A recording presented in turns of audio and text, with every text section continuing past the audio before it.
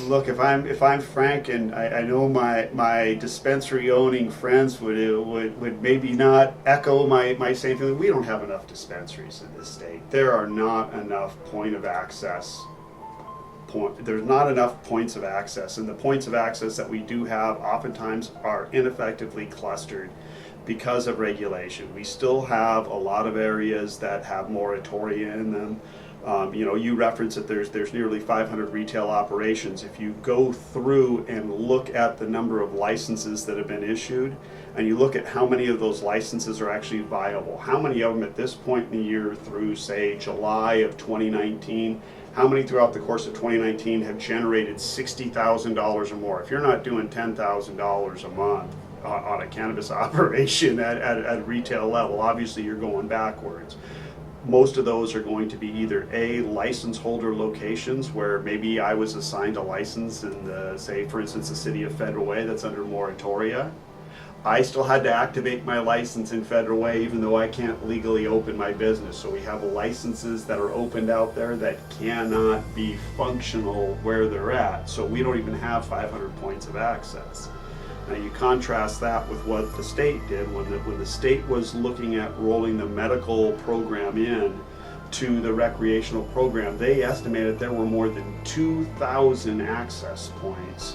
And that was the state's conservative estimates. There were 2,000 dispensary access points for medical patients in the state of Washington. The industry said, we think that's a low estimate. We think it's probably north of 3,000, but we'll accept your 2,000. And you look at what we have now, and you've got 300, 350 viable locations, many of those clustered together.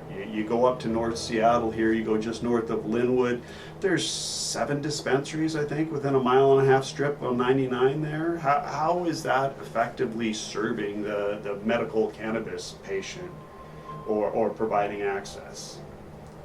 If you look at the makeup of the larger cannabis community, there are certain minority groups that suffer greatly under prohibition that are horribly underrepresented in the regulatory model. It goes without saying that there are very few African American operators in the state of Washington at any level, at any function, and that is shocking when you look at the disproportionate rate at which African Americans suffered under prohibition. They were prosecuted at a much higher rate, incarcerated at a much higher rate, but yet they're underrepresented, and some of that happened. For the past 11 years, I personally witnessed and have been directed to participate in what I would consider to be unfair and inconsistent application of policies, procedures, and laws to the public. These variations are not limited to marijuana unit, but other areas of LCB enforcement. As a matter of fact, I've been raising these concerns with agencies since 2014 without much success. And in Washington, Colorado, and other states where marijuana has been legalized, part of the impetus has always been related to racial disparities in the criminal justice system, the unfairness with which black and brown people have been persecuted through state laws for using or possession or consumption of marijuana products. Part of the rationale for establishing a legal regime was to rectify or reverse that problem.